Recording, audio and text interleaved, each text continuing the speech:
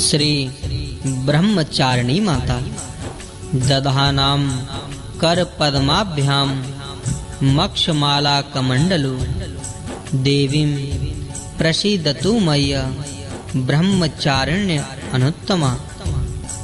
माँ दुर्गा की 9 शक्तियों का दूसरा स्वरूप ब्रह्मचारिणी का है। यहाँ ब्रह्म शब्द का अर्थ तपस्या है। श्री ब्रह्मचारिणी अर्थात तप की चारिणी, तप का आचरण करने वाली। कहाँ भी है वेदस्तत्वम तपो ब्रह्म, वेद तत्व और तप ब्रह्म शब्द के अर्थ हैं। श्री ब्रह्मचारिणी देवी का स्वरूप पूर्ण ज्योतिर्मय एवं अत्यंत भव्य है।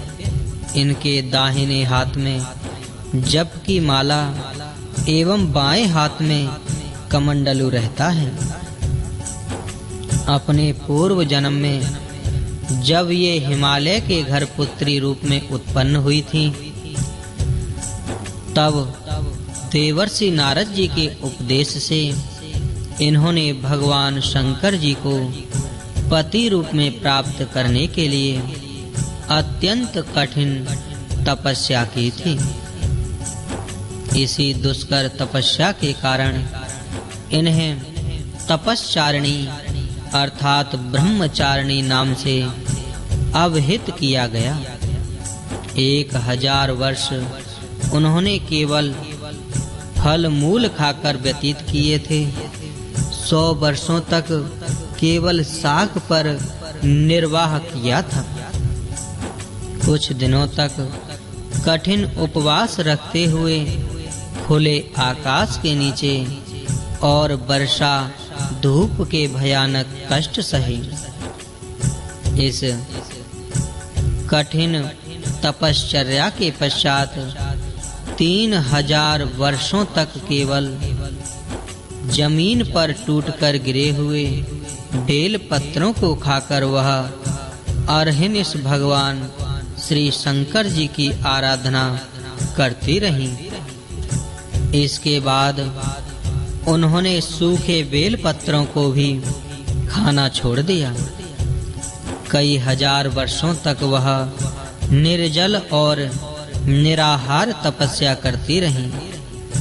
पत्तों को भी खाना छोड़ देने के कारण उनका एक नाम अपर्णा भी पड़ गया।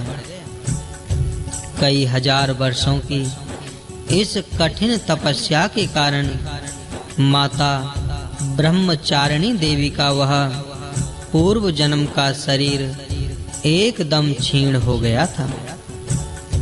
वह अत्यंत ही कृशकाय हो गई थी। उनकी यह दशा देखकर उनकी माता मैना अत्यंत दुखित हो उठी। उन्होंने उन्हें उस कठिन तपस्या से विरत करने के लिए आवाज दी, उमा, अरे नहीं, ओ नहीं। तब से देवी ब्रह्मचारिणी का पूर्व जन्म का एक नाम उमा भी पड़ गया था। उनकी इस तपस्या से तीनों लोकों में हाहाकार मच गया। देवता, ऋषि, सिद्धगण, मुनि सभी ब्रह्मचारिणी देवी की इस तपस्या को अभूतपूर्व पुण्य कृत्य बताते हुए उनकी सराहना करने लगे। अंत में पितामह ब्रह्मा जी ने आकाशवाणी के द्वारा उन्हें संबोधित करते हुए प्रसन्न स्वरों में कहा, हे देवी, आज तक किसी ने ऐसी कठोर तपस्या नहीं की थी। ऐसी तपस्या तुम ही से संभव थी। तुम्हारे इस अलौकिक कृत्य की चतुर्दिक सराहना हो रही है। तुम्हारी मनोकामना सर्वतोभावेन परिपूर्ण होगी। भगवान चंद्रमौली श्री शिवजी तुम्हें पति रूप में प्राप्त होंगे। अब तुम तपस्या से विरत होकर घर लौट जाओ। शीघ्र ही तुम्हारे पिता तुम्हें बुलाने आ रहे हैं। माँ दुर्गा जी का यह दूसरा स्वरूप भक्तों और सिद्धों को अनंत फल देने वाला है। इनकी उपासना से मनुष्य में तप, त्याग, वैराग्य, सदाचार, संयम की वृद्धि होती है।